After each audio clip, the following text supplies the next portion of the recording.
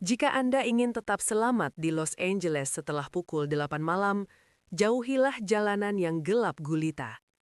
Jika tidak, ada kemungkinan besar Anda akan menjadi korban berikutnya yang muncul dalam laporan kriminal keesokan pagi.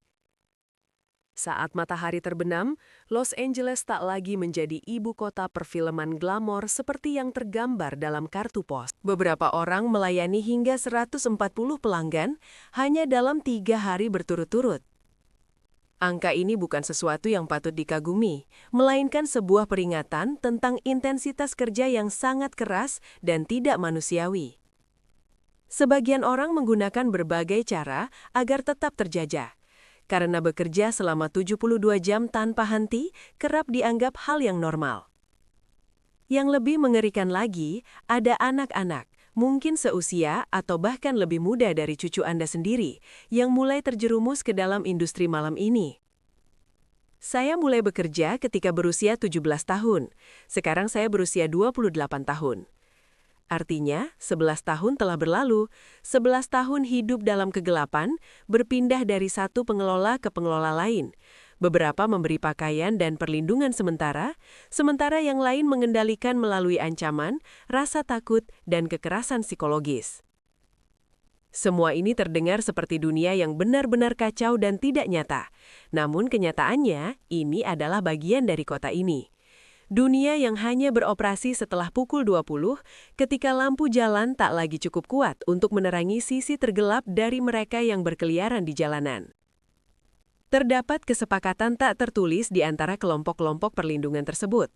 Jangan memaksa individu di bawah umur dan jangan menggunakan kekerasan untuk menahan mereka yang ingin pergi.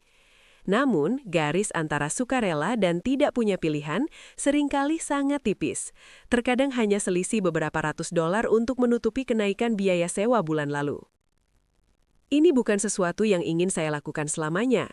Namun terkadang ketika Anda memiliki kemampuan itu, ketika Anda memiliki semangat bermain dan tekad yang kuat, sulit untuk berhenti melakukannya. Begitulah istilah yang mereka gunakan, permainan, sebuah pertarungan yang nyata, dan tidak peduli bagaimana dadu dilempar, para perempuan yang menjual mimpi di bawah lampu jalan hampir selalu menjadi pihak yang kalah. Sebagian warga setempat merasa cemas dengan keberadaan yang berlangsung sepanjang hari di ruang publik. Mereka tidak hanya khawatir soal keselamatan, tetapi juga tentang anak-anak sekolah yang harus melewati pemandangan yang bahkan orang dewasa pun sulit untuk hadapi. Sementara itu, organisasi masyarakat memperingatkan bahwa tanpa reformasi sistem kesehatan mental dan tanpa membangun kembali kepercayaan dengan kelompok rentan, bahkan mereka yang ingin keluar dari lingkaran ini tidak akan tahu harus memulai dari mana. Los Angeles di malam hari bukan hanya tentang lampu neon yang mempesona atau musik dari bar-bar di atap gedung.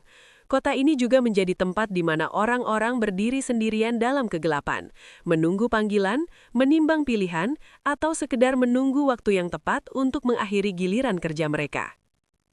Dan sementara seluruh kota memimpikan teknologi, real estate, serta masa depan yang berkelanjutan, para perempuan ini mempertaruhkan hidup mereka setiap malam demi bertahan hidup.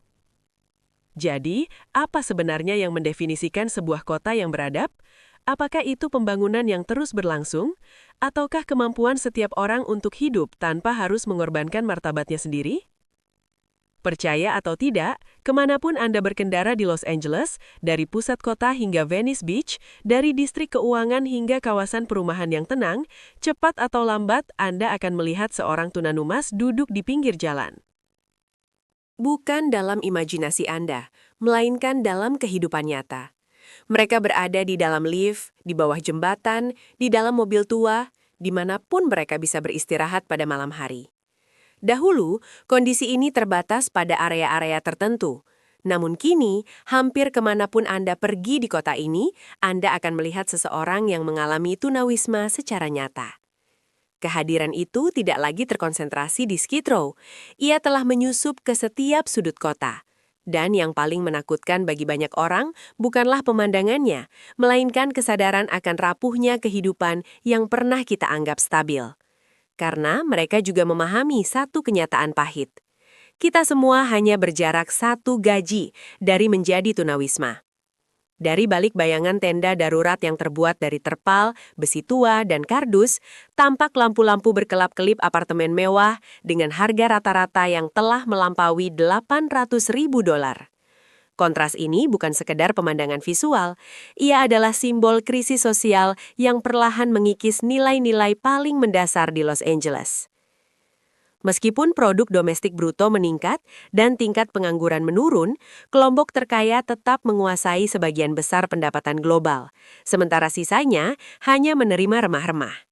Sejak tahun 1980, 1% orang terkaya terus mengambil porsi yang semakin besar, sementara separuh populasi dunia tertinggal. Sekitar 150 juta orang di seluruh dunia mengalami tunawisma dan sekitar 1,6 miliar lainnya tinggal di perumahan yang tidak layak.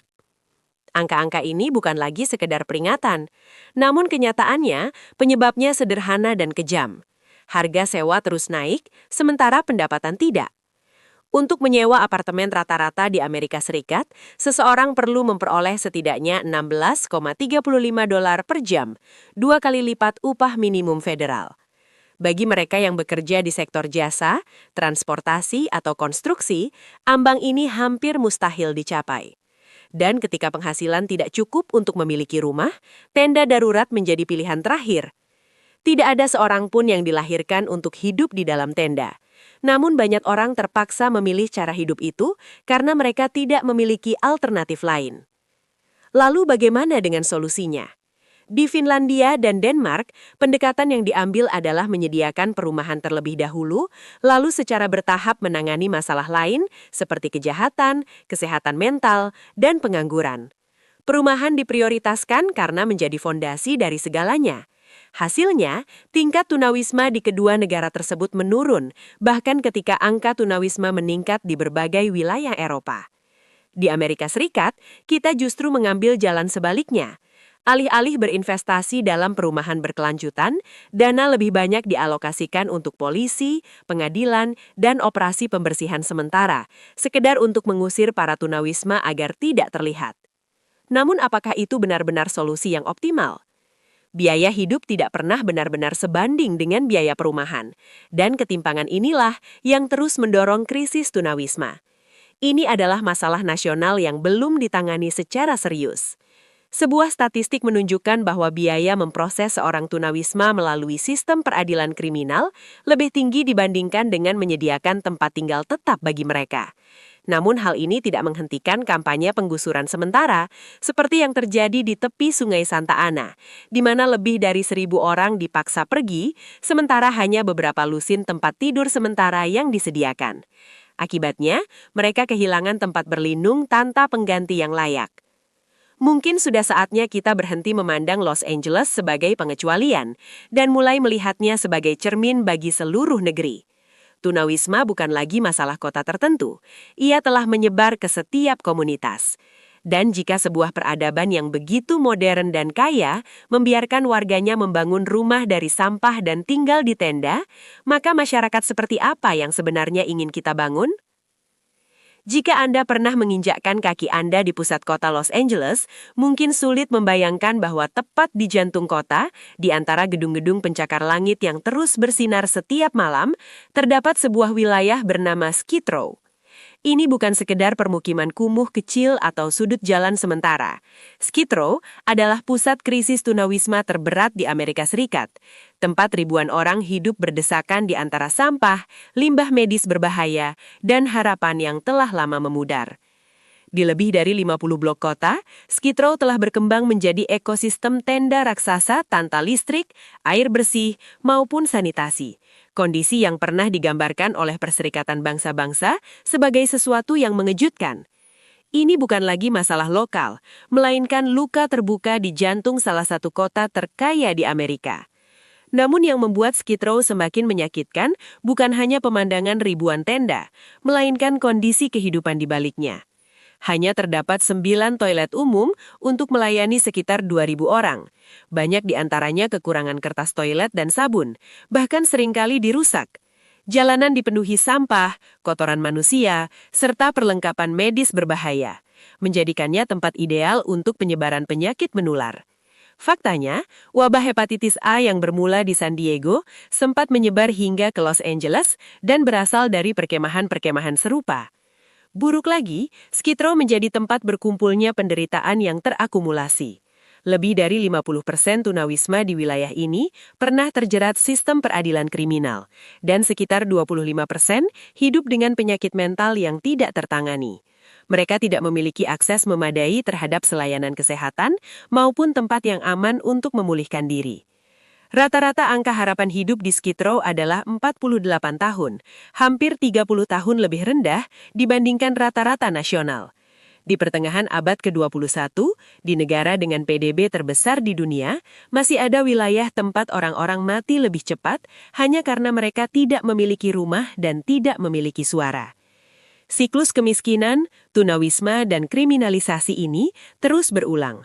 Banyak orang yang baru dibebaskan dari penjara, tidak memiliki dokumen, tidak mendapat dukungan, dan langsung terlantar di jalanan. Mereka kemudian didenda atas pelanggaran ringan, seperti menyeberang jalan sembarangan. Ketika tidak mampu membayar denda atau hadir ke sidangan, mereka ditangkap kembali. Catatan kriminal mereka bertambah, dan siklus itu pun dimulai lagi, tanpa akhir. Siklus ini tidak menciptakan peluang. Ia hanya melahirkan lebih banyak tragedi. Di antara ribuan penduduk Skid Row, perempuan adalah kelompok yang paling menderita. 9 dari 10 perempuan di wilayah ini telah mengalami trauma fisik dan mental yang berat. Banyak yang mengatakan bahwa hanya karena mereka adalah perempuan yang hidup di jalanan, mereka kerap dicap sebagai bagian dari industri malam. Bahkan ketika mereka hanya berusaha bertahan hidup, mereka dipaksa belajar membela diri dan terkadang bersikap agresif terhadap sesama tunawisma. Bagi banyak dari mereka, itulah satu-satunya cara untuk bertahan. Yang membuat kenyataan ini semakin pahit adalah fakta bahwa tidak semua orang di sini tidak berpendidikan atau menganggur. Sebagian dari mereka adalah lulusan universitas, mantan tenaga profesional, atau memiliki kerabat yang pernah memegang jabatan penting.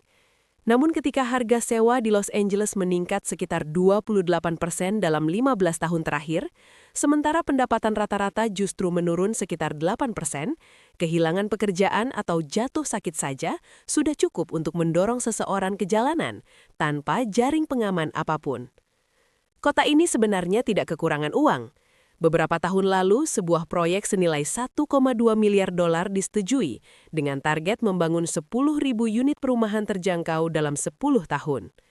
Namun, penolakan dengan dalih NIMBY, Not in My Backyard, terus menghambat realisasinya.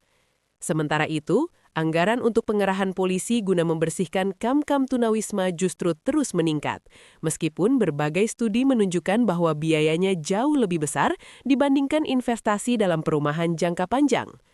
Dan di tengah semua itu, masyarakat terus menyalahkan. Mereka disebut beban sosial, orang malas, simbol kegagalan. Namun berapa banyak orang yang benar-benar pernah mencoba menjalani 1 hari tanpa rumah, tanpa dokumen, tanpa peluang kerja, dan tanpa diperlakukan dengan hormat oleh siapapun? Skid Row bukan hanya masalah Los Angeles.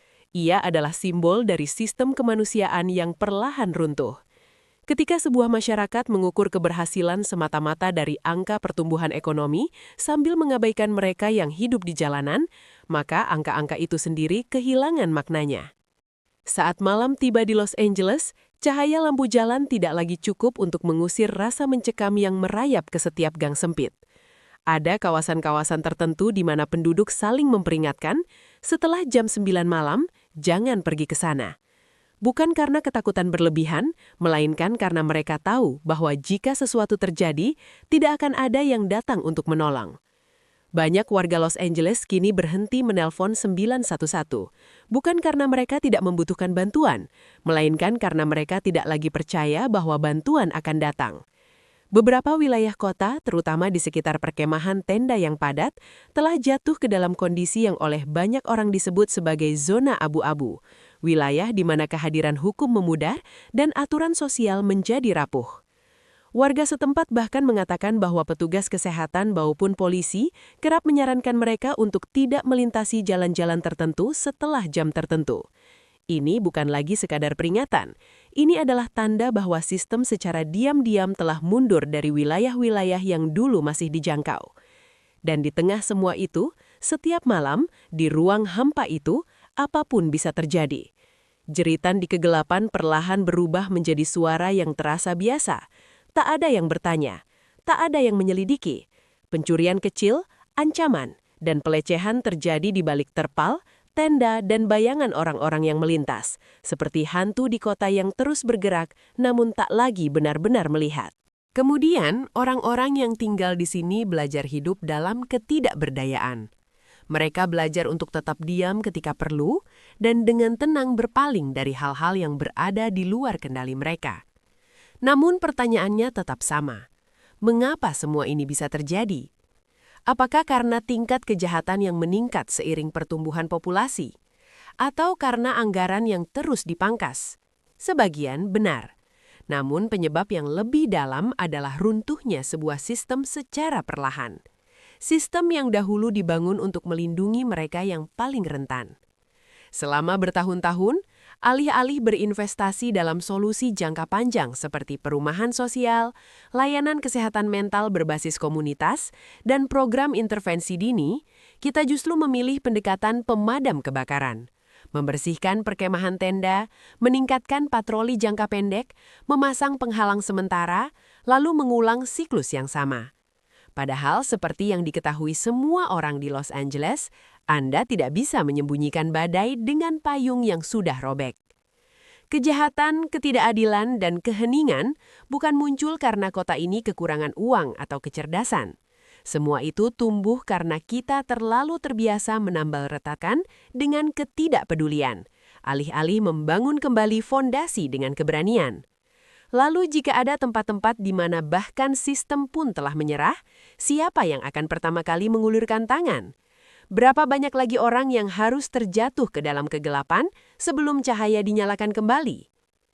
Di beberapa wilayah Los Angeles, terdapat jalan-jalan yang bahkan polisi, yang seharusnya menjadi garda terdepan perlindungan, sering menghindari patroli pada malam hari.